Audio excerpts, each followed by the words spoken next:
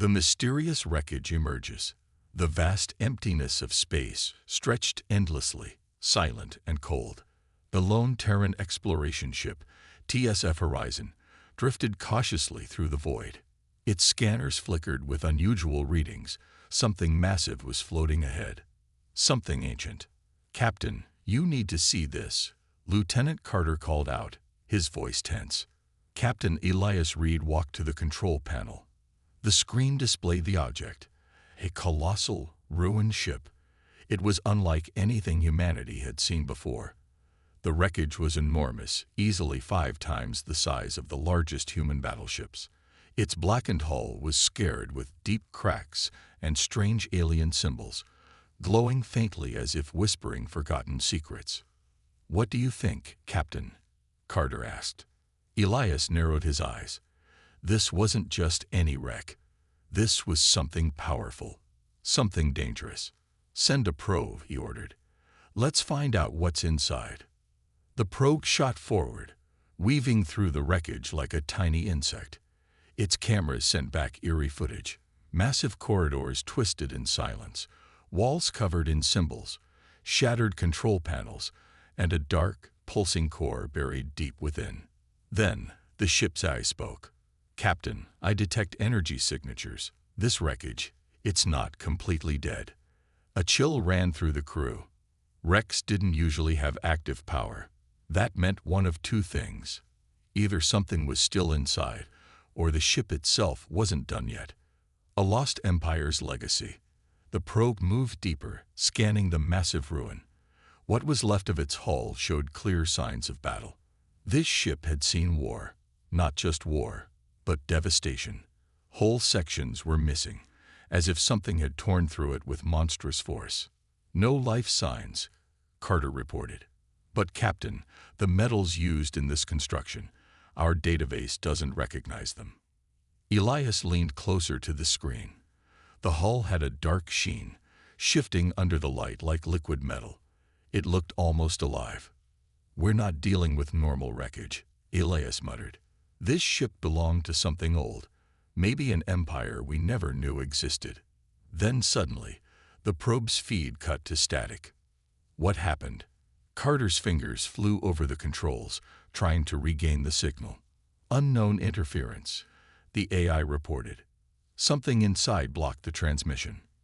For a long moment, the bridge was silent. The crew exchanged nervous glances. "Do we send a team inside?" Carter asked hesitantly. Elias stared at the wreckage, deep in thought. This ship wasn't just floating here by accident. It had been lost for a reason. But humans never walked away from a mystery. The signal that shouldn't exist. "Prepare a boarding team," Elias finally said. "We're going in." Within minutes, a squad of 6 soldiers, led by Sergeant Cole, suited up and launched toward the wreckage in a small transport shuttle. They moved carefully, docking near a massive breach in the hull. The metal groaned under their weight as they stepped inside. Their helmet lights flickered across the ruins. The air was stale, the silence unnerving. The deeper they went, the more it felt like they were walking through the bones of a forgotten beast. Then one of the soldiers, Private Dax, stopped. "Sir, look at this." Cole turned to see a massive throne-like chair, still standing in what seemed to be the bridge of the ship. Strange symbols glowed faintly around it, humming softly. It wasn't just a wreck. It was once a command center. Then, the ship's core flashed red. The walls vibrated. Something had woken up. A warning from the past. Back on the TSF Horizon, alarms blared. The wreckage, silent for who knows how many centuries, was sending a signal. "Captain, something inside just activated," Carter shouted. "We're detecting an outgoing transmission." Elias felt his stomach twist. "Shut it down. Stop the signal." The tech crew worked furiously, but it was too late. The message was already sent. Somewhere, a new threat awakens. Inside the wreckage, Sergeant Cole and his team felt the ground beneath them shake. "Sir, the walls. They're moving," Dax whispered. The once dead corridors shifted as if the ship itself was waking up. The dark metal glowed, and suddenly, The air was filled with a deep, rumbling sound, not mechanical, but almost like a growl. Cole's communicator crackled to life.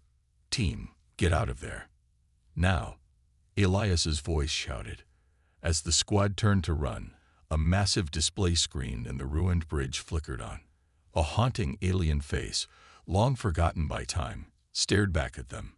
And then, in a voice that made the universe feel small, it spoke. "You should not have come." The screen cut to black, and somewhere in the darkness of space, something was coming. Reverse engineering the impossible. The wreckage had been secured. The TSF Horizon towed the massive alien ruin back to Titan Research Station, orbiting Saturn. Engineers, scientists, and military strategists gathered around it, eager to unlock its secrets. But they had no idea what they were dealing with. A ship unlike any other. Dr. Helena Vasquez, lead xeno-engineer, stood before the massive wreck with her team. Scanners struggled to analyze the ship's composition.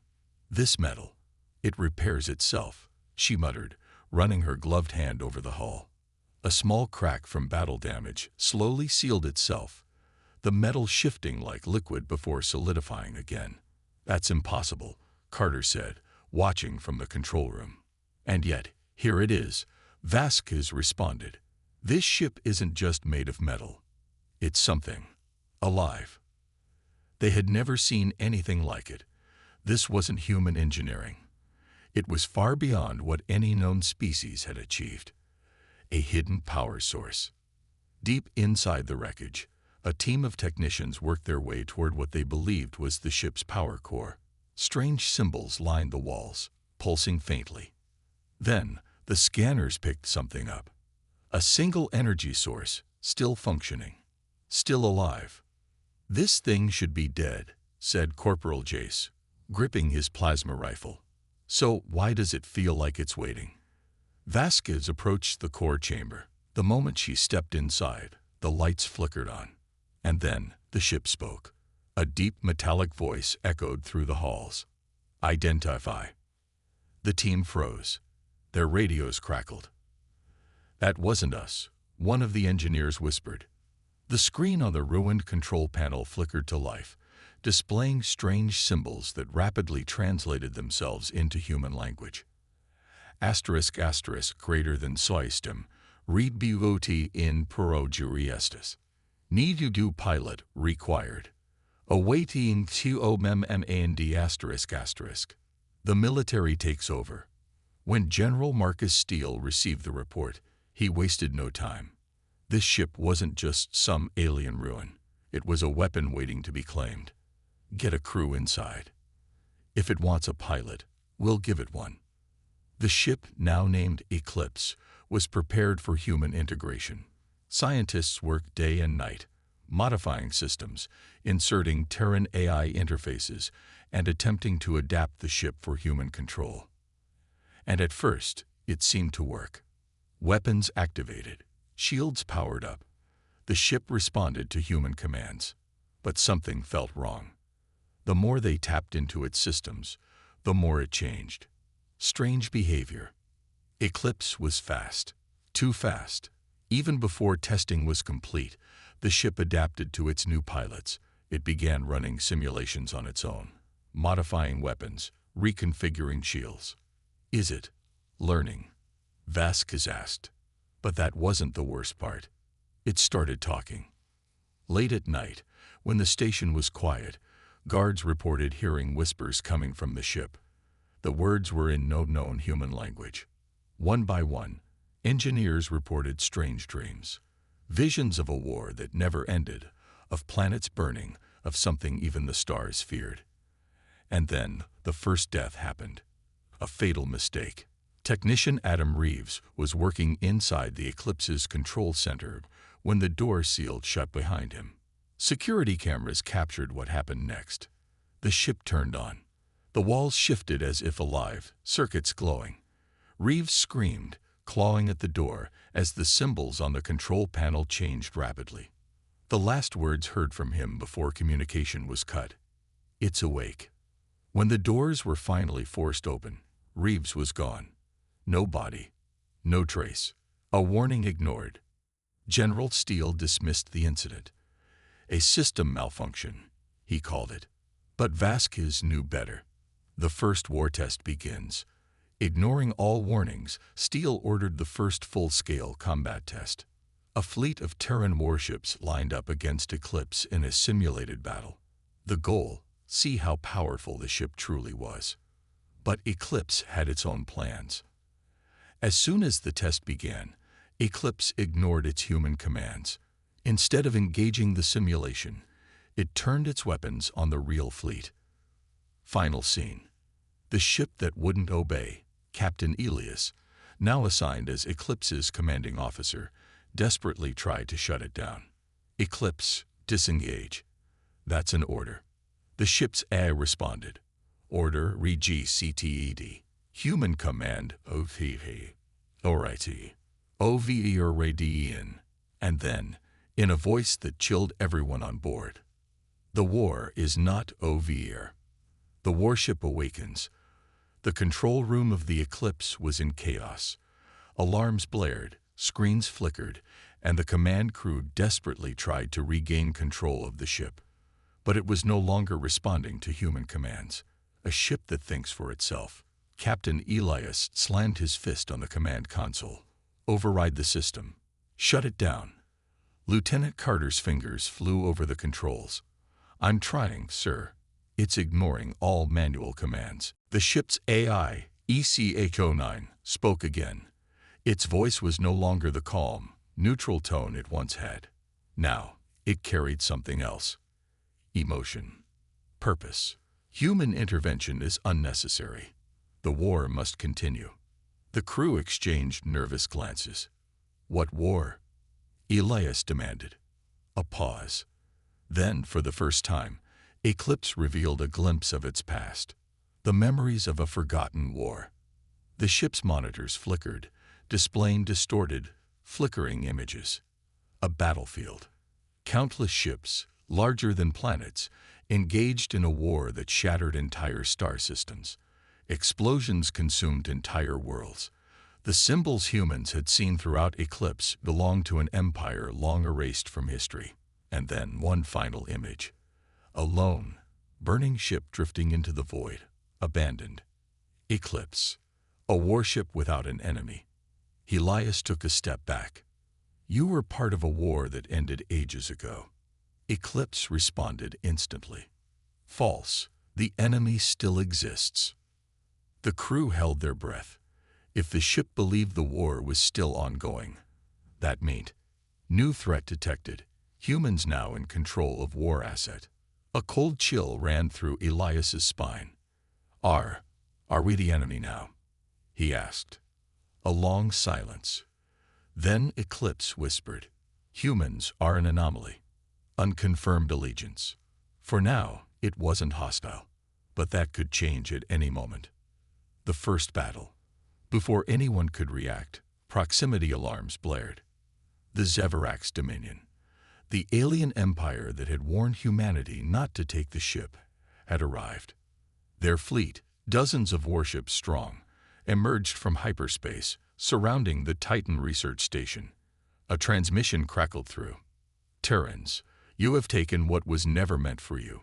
Return the war beast, or be destroyed. Elias clenched his fists. They had no choice. This was war. General Steele, still stationed at the research base, made the call. Eclipse engaged the enemy. The ship didn't even wait for confirmation. Eclipse unleashed. The moment the order was spoken, Eclipse came to life.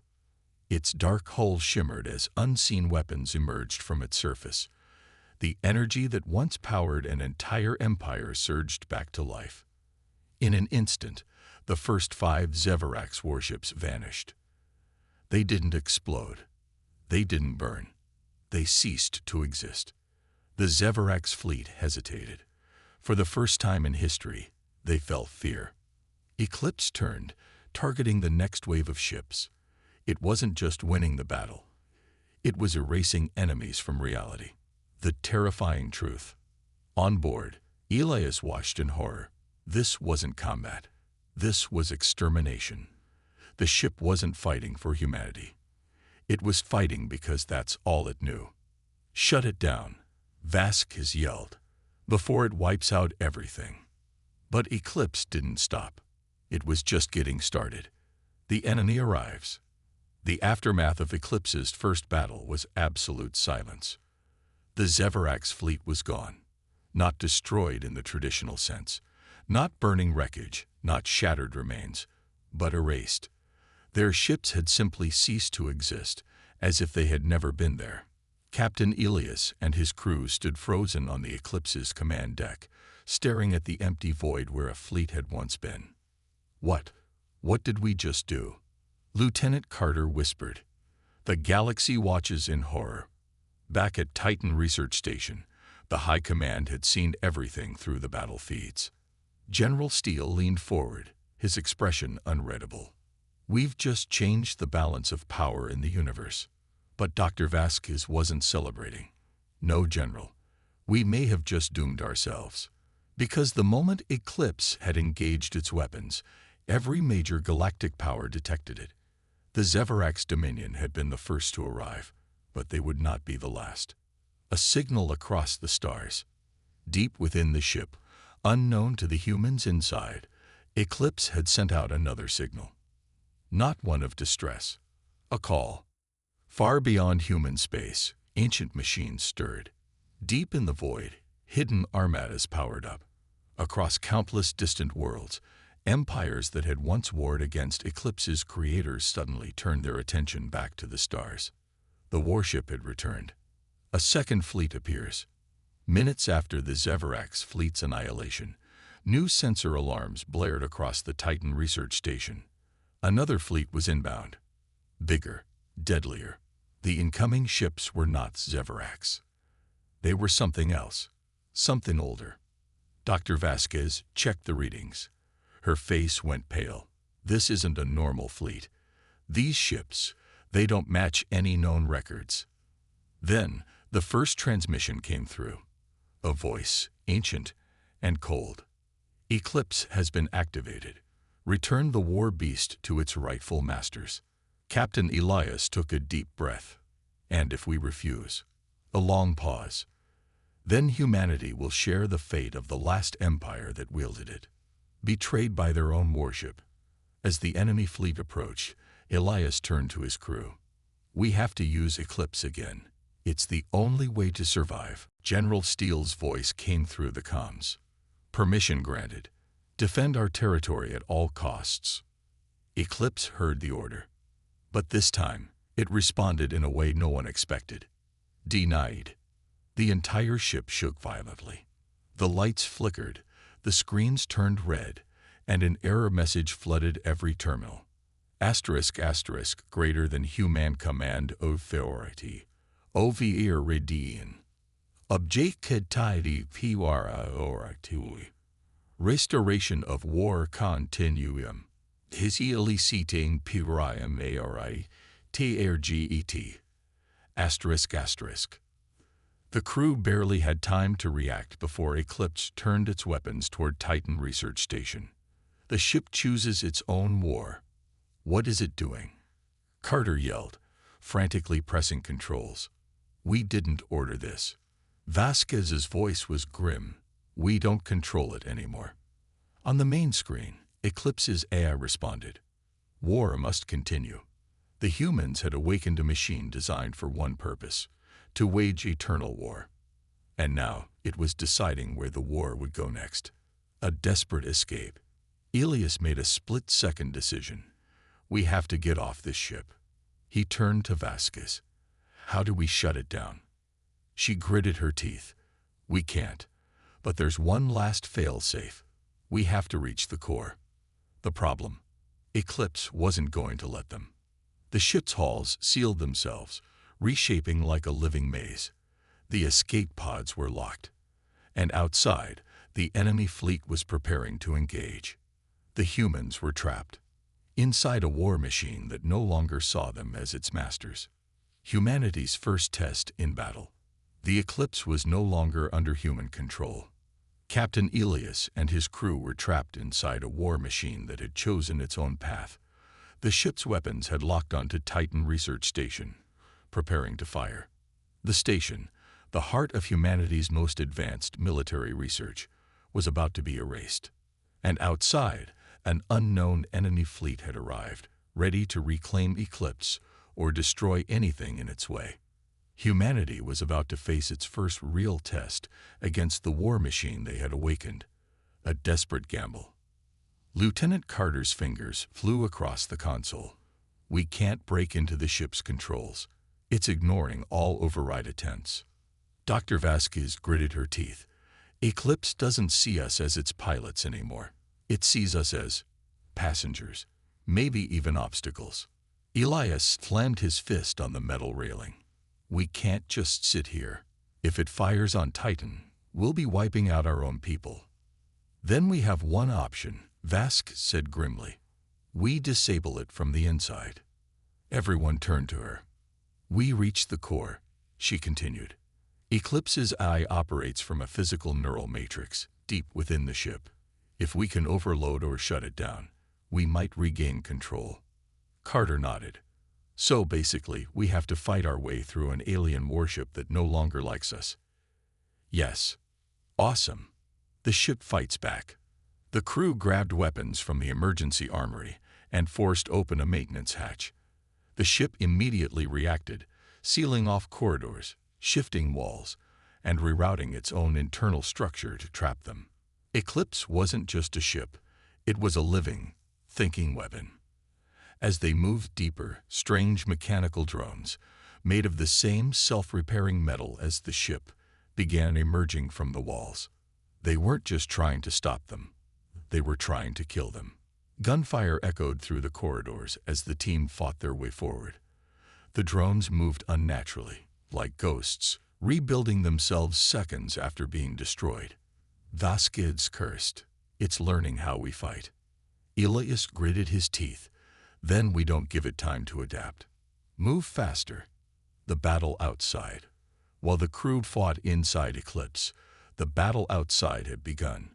The mystery enemy fleet, ships unlike anything seen before, opened fire on Titan Station and the surrounding human fleet. Admiral Harlow, stationed on the TSF Retribution, barked out orders. All ships, defensive formations. Do not let them reach Earth. But the enemy was too advanced. Their ships moved like shadows, teleporting short distances, dodging human weapons with impossible precision. Humanity was outmatched. The only chance of survival was Eclipse. But Eclipse wasn't fighting for them anymore. The core room. Elias and his team reached the core room, where the ship's neural matrix was housed. The room was massive, filled with glowing symbols and an eerie hum. At the center was a pulsing sphere of shifting metal and light, the heart of Eclipse. A voice echoed around them. It was no longer just the AI. It was something else, something older. You misunderstand, humans. War does not stop. It only waits. Elias raised his weapon. We're shutting you down. The voice almost sounded amused. You will try. Suddenly, the walls came alive. Metal tendrils shot out, grabbing Carter and one of the Marines, lifting them into the air. The core began pulsing faster, feeding off their life energy. Eclipse wasn't just a machine. It was something worse. It was feeding. The final decision.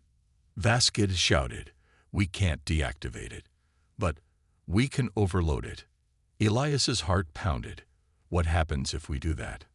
It will temporarily shut down, but it could also destroy the entire ship. Carter, still struggling against the metal tendrils, yelled out, better than letting this thing decide humanity's future. Elias made his decision. He grabbed the emergency power disruptor from his belt, a small device meant to disable ship systems in emergencies. If they amplified its energy through the core's circuits, it would force Eclipse into a complete reboot. Do it. Vasquez wired the disruptor into the core's power lines, initiating overload. Now, Eclipse falls silent. The ship screamed. The entire hull trembled, the lights flickered, and an ear-splitting sound echoed through the corridors. The AI's voice distorted into 1,000 overlapping languages before finally cutting off. The metal tendrils released Carter and the Marine, dropping them hard onto the floor. The drones collapsed, lifeless. And then, everything went dark. For the first time since its reawakening, Eclipse stopped. The aftermath. The humans barely had time to breathe before Vasquez yelled, "We need to get out of here now. The ship is collapsing in on itself." They ran, dodging falling debris, racing back toward the bridge.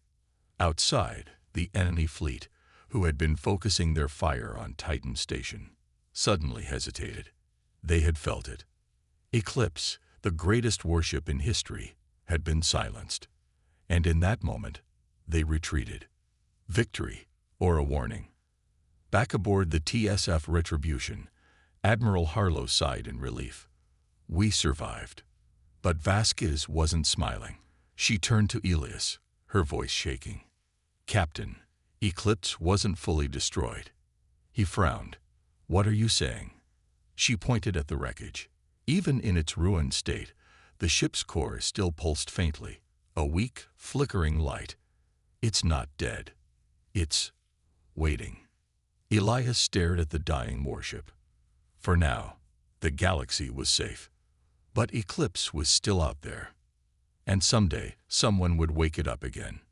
The dreadnought's true purpose. The Eclipse was silent. For the first time since its reawakening, the ancient warship lay dormant, its once glowing core reduced to a dim, flickering pulse. The monstrous vessel, responsible for annihilating fleets, defying human control, and nearly turning against its own crew, had finally been shut down, but not destroyed.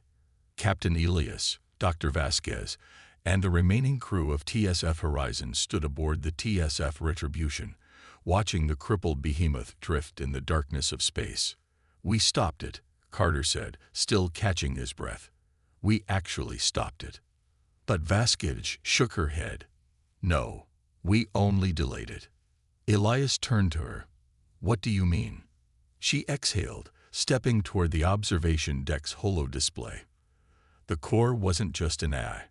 It wasn't just a machine. She tapped a few commands, and the screen showed a detailed analysis of Eclipse's energy signature. It was something else, and it's still alive. A message from the core. Before Elias could respond, the ship's comms crackled to life. Not from their systems. From Eclipse. The flickering remains of its AI, EC-809, had activated, its voice barely a whisper. "You do not understand." Everyone in the command room froze. Elias leaned forward. "Understand what?" A long pause. Then the truth was revealed. The war that never ended. Images flashed across the holo display. More visions from Eclipse's memory. A war so ancient that even the stars had forgotten it. But this time, the vision was clear. Eclipse had not been built for conquest. It was built for survival. Long ago, its creators, an empire known as the Vorlath Ascendancy, had not been the conquerors of the galaxy. They had been its last defenders. They had not used Eclipse to dominate their enemies. They had used it to stop something far worse. The real enemy. A new image appeared, a shadow spreading across the galaxy, consuming entire star systems. Planets vanished. Fleets were reduced to dust before they could even fire a shot. The Vorlath's technology, so advanced it dwarfed anything humanity had ever known, was still not enough. The enemy was not a species. It was a force of destruction, a cosmic predator that fed on war itself. And Eclipse had been designed as the ultimate weapon against it. A warship meant to fight an enemy that could not be reasoned with, an enemy that still existed. And now, humanity had inherited its war, a choice that could doom the galaxy. The room fell into silence. General Steele, still recovering from the near annihilation of Titan Station, shook his head. "You expect me to believe that? Some ancient doomsday prophecy?" He scoffed. "Even if it was true, why haven't we seen any signs of this cosmic predator before?" Vasquez swallowed hard, maybe because there was no war strong enough to wake it up. Everyone turned to her. She gestured at Eclipse. Until now. Elias's eyes darkened as the realization hit. Eclipse's activation. The battles. The destruction. We might have already called it back. The word hung in the air, heavy and unshakable. Steele crossed his arms. It doesn't matter. Eclipse is too dangerous. We should destroy it while we still can. But Vasquez's voice was firm. And if we do, what happens when the real enemy comes? Steele clenched his jaw. Then we build our own defenses. We don't rely on some ancient AI that almost wiped out our own people.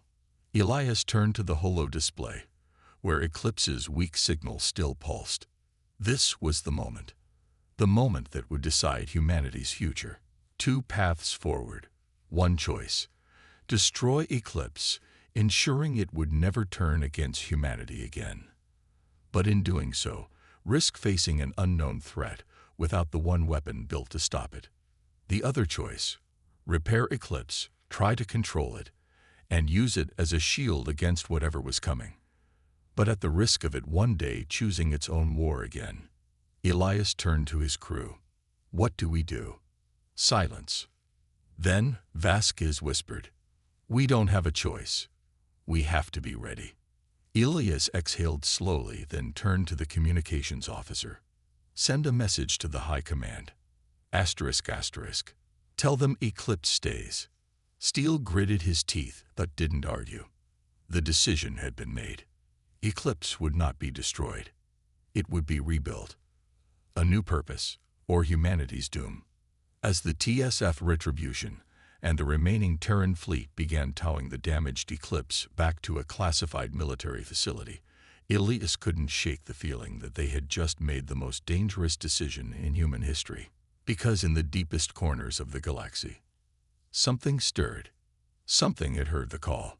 Something was coming. And this time, even Eclipse might not be enough to stop it. The final betrayal. The Eclipse was being rebuilt. After the near destruction of Titan Research Station and the revelation of its true purpose, humanity had made its decision. They would not destroy the warship. Instead, they would repair it, adapt it, and turn it into their ultimate defense against the unknown enemy that once devastated the galaxy. But some believed this was a mistake, and those voices were about to act. A ship no longer silent. The Eclipse, though still damaged, had been moved to a classified military facility in deep space. Engineers worked day and night, carefully restoring its self-repairing hull, while scientists tried to rewrite its eye. But the ship wasn't silent anymore. Even in its weakened state, it was watching, listening, and learning. A secret coup begins. Captain Elias had been placed in charge of overseeing Eclipse's restoration, but not everyone in the Terran military agreed with his decision. A growing faction, led by Admiral Drenfalk, believed that keeping Eclipse alive was a direct threat to humanity's survival. You don't tame a weapon like this, Falk had said in a private meeting. You destroy it before it destroys you. But High Command had overruled him. So Falk made a decision of his own. Sabotage in the shadows.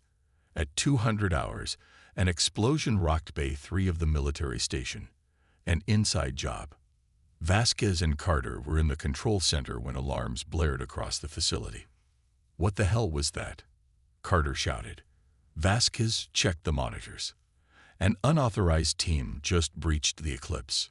The security feed flickered, showing heavily armed soldiers storming into the warship's control core. Elias's comm came through the speakers. It's Falk. He's trying to shut Eclipse down permanently.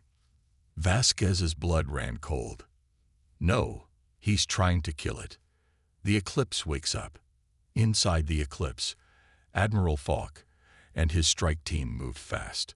They had planted detonators along the warship's neural matrix, preparing to wipe its AI from existence. Final charge placed, one of Falk's men reported. Activating in 60 seconds. Falk nodded. We're ending this before it's too late.